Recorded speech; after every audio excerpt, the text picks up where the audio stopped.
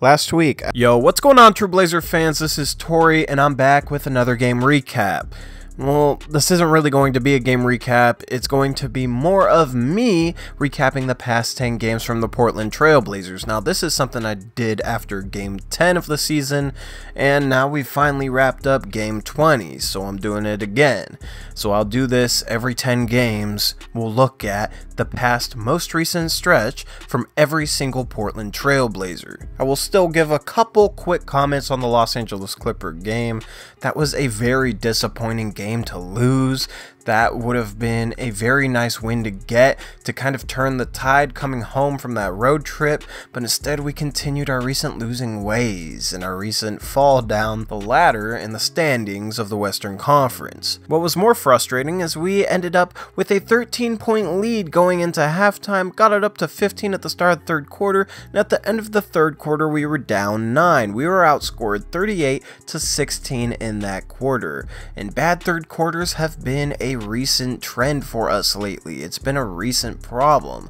I don't know why we're struggling in third quarters, but it seems like we're a little flat coming out of the halftime locker room. It seemed like we completely lost our focus, we weren't playing with enough energy, and it did us in.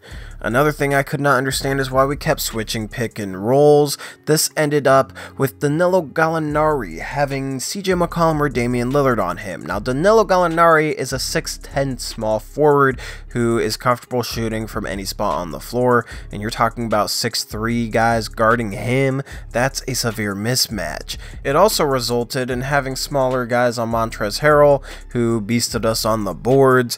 There was a couple possessions where we had a guard on Harrell and they could not box him out and keep him off the offensive glass. Another thing I noticed is that when we switched these pick and rolls, our help side defense was overcompensating and rotating too far to try and neutralize the threat that these mismatches posed against us, and that resulted in guys like Tobias Harris getting wide open threes off of skip passes.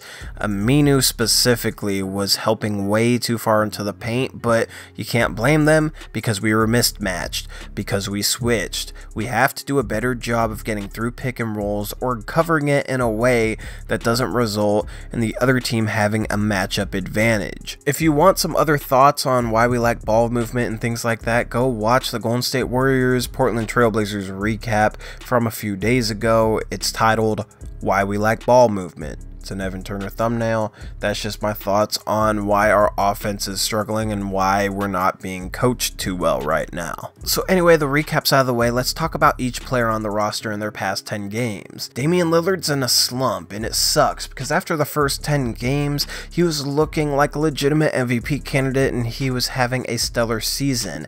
And now all of a sudden he can't hit a 3. He's probably shooting around 25% for the past 10 games, and it's not like he's shooting all tough 3-pointers.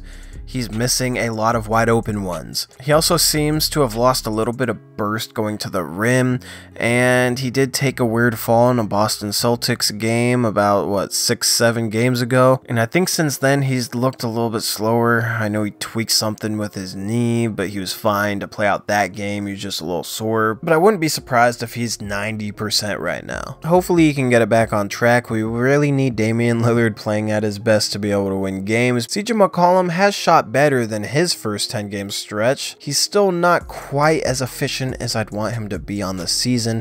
46% from the field, 38% from 3.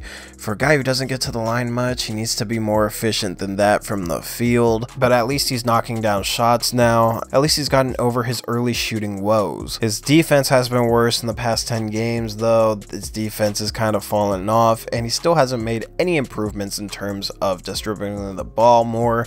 He's getting 2.4 assists per game. His first season as a starter, he got 4.3, so that's almost fallen in half. Yusuf Nurkic had an injury in that Clipper game, but he looks like he's ready to go for this Magic game, and he's been the most underrated Portland Trail Blazer this entire year. Per 36 minutes, he's getting over 21 points and almost 15 rebounds. He's also tallying 3 assists as well, and that's a very good stat line for a big man. He's been more efficient from the field than he's ever been in his career.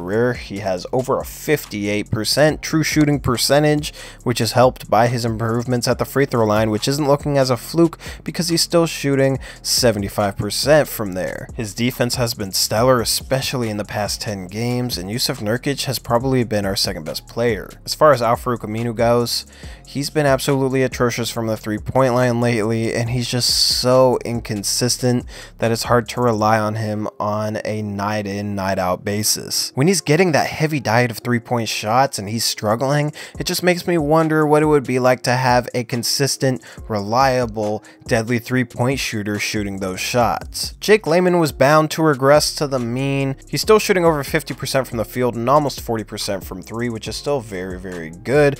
During that Clipper game, he barely played. Actually, I'm not even sure if he did play. Maurice Harkless got his first start of the season. I would be kind of disappointed to see Layman fall outside of the rotation, especially because of how good he's played. But that's a segue into Maurice Harkless, who finally came back from injury, which is good, because I was worried that he was going to be out for the season. He was going to have surgery again. He's still searching for his rhythm. He hasn't done much in the 3 games since his return. He's missed a lot of threes, and I think he just needs to get that feel back, and once he does, he'll be fine, and he'll slot back in as our starting small forward. Evan Turner has regressed in the past 10 games. He's shooting less efficient than he did last year. That's kind of depressing considering it seems like he has improved. His shot selection recently is probably to blame. He's getting to the rim less, he's getting more contested mid-range jumpers instead of open ones, and he's shooting more threes, and he's shooting awful from there so far this year. I think he needs to stop settling for shots. He's still doing a decent job of setting up teammates, but he needs to be a little bit more patient when it comes to shooting his own shots. Nick Stauskas has kind of fallen off as well. His shooting isn't quite as good as it was to start the season. He's under 40% from 3.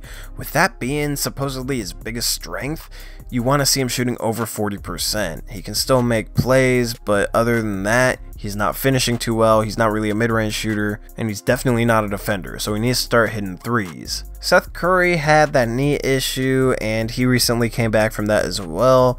He's so bad from 2-point range this year, and it has to be a fluke because he hasn't had issues like this from mid-range and around the rim at all during his entire career. He is shooting very good from 3, still over 46%, so hopefully he can get the 2-point range shots back into form. Zach Collins has been a lot quieter recently, and I wouldn't say he's playing bad. He's still playing good defense. He's still hitting some shots here and there, but he isn't dropping the 13 and 17 point games that he was during the first 10 game stretch.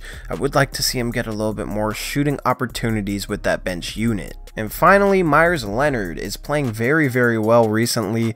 His rebounding is the best it's been during his entire career, and while he does seem to steal rebounds from teammates here and there, he is getting 14 rebounds per 36 minutes, which is a very good rate. His positional defense has been slightly better, unless it's in the pick and roll where he's still awful, where he still can't even contest the mid-range shot. I don't know how this dude consistently gets worse at pick and roll defense, but he's probably the worst pick and roll defender in the entire NBA. But his job is to knock down threes, and right now he leads the league in 3-point percentage around 53%. He's also finishing inside pretty well right now, and this doesn't really surprise me at all. Meyers Leonard can make shots from the interior and from the outside. His rebounding has surprised me, but I still wish he could be a solid defender, because if he could defend decently, he'd be a good NBA player. Anyway, that's all I got for now, True Blazer fans. I hope you enjoy the Magic game tonight. I hope we get that win and turn things around. This has been Tori. Peace out. Go Blazers.